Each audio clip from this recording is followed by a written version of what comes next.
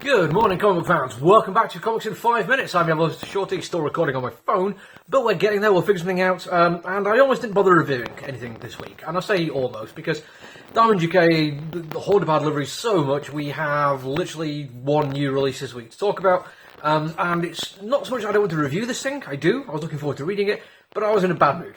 And you shouldn't review comic books when you're in a bad mood, because that basically means you're might be taking out your own personal opinions on it, and I think this deserves better. Which is Somna from Tulate and Becky Cloonan, who are two fantastic creators, who I've been reading and enjoying for quite some time. And in the end I thought, you know what, just read it first. Have a flick through, see what you think, and if you can come up with some cool things to say, and it won't come across like you're just an angry little man, then yeah, do the review. So I read it, and whoa, this is a good comic book. It is really good. I mean, I fell in love with it very early on with a couple of caveats. First one being, when you first see our main character in this one, she has particularly well sculpted eyebrows. And say this is an era of witchcraft and witch burning and hanging, take your pick, you don't really imagine they'd have fantastic eyebrows. Like exceptionally sculpted and full pouty lips and flawless skin. And then it was like, wow, this is like genuinely beautiful artwork. But it's Tula Latte, of course it is. She is masterful at this kind of thing. But then we realise, it's a dream sequence, kind of, maybe. Let's see the story to develop. And I was like, oh, okay. So, like in dreams, things should be richer and more full-on and don't need to be explained quite so easy and just inky and gorgeous. And also pretty horny. Because before we get too far into this one, if there's anyone who might be watching who doesn't want to hear about this kind of thing, this is a very horny comic book. It is about sensuality and pleasure, onanism, and also patriarchy, burning witches, and terrible, terrible men. Maybe a little bit of slut-shaming later on. We'll see how it goes. But before we get to all of that, I'm going to carry on talking about the artwork, because there's a point where I thought, well, flicking through the pages, we get back to the real world, and certain bits of the art do change. Now, I don't want this to be a disappointing, though, because I'm going to try and find a bit of artwork where it's not going to be unsuitable for children, shall we say. Okay, yeah, let's take a look at that one.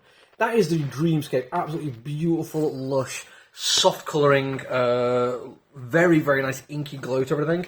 And here we have the real world kind of stuff.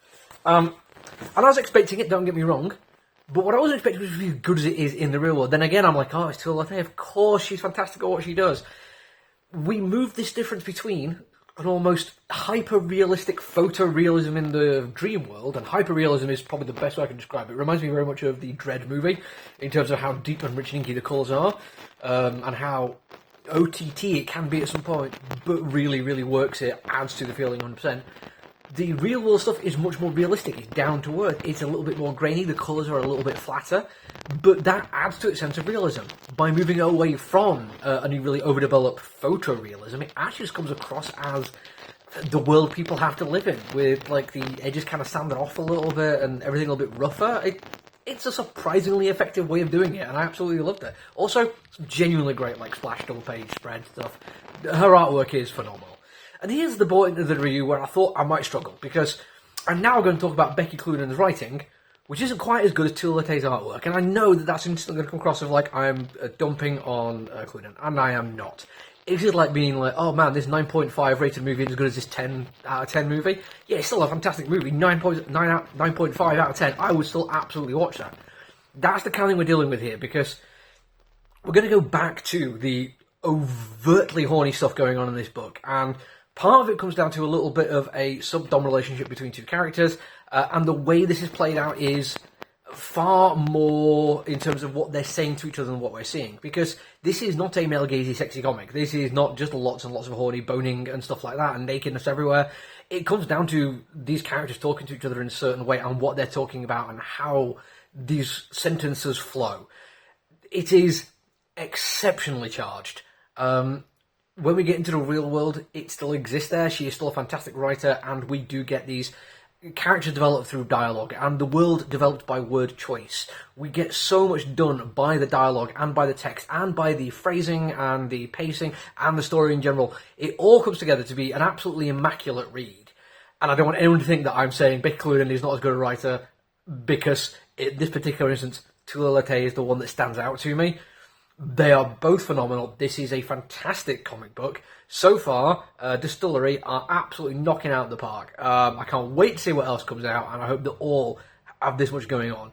And as a side note, now past the 5 minutes, I didn't get really into how deep the patriarchal problem was. I didn't get into the shaming on sex and onanism and female sensuality. I didn't get into the idea that the American people who say that people fled Europe due to religious persecution, they were the Puritans who fled. They wanted religious persecution. That was their entire bag. I didn't get into any of that because there's all interesting things which I like talking about. But in terms of what this comic book delivers, those are subtextual rather than what the comic's about. I'm willing to bet there's going to be more on these coming out. I don't think they're going to go full subtlety on this one. I think they're going to let people know what they think. But for this first issue, what you need to know is how well it's written, how beautiful it looks. That's it from me today, and unless Diamond UK managed to somehow magic me some more comic books, that's it for the week, which is a shame, because I really wanted to review Holy Roll this week. I thought it was going to be an absolute riot. But until I see you again, look after each other, everyone. Stay safe. Bye.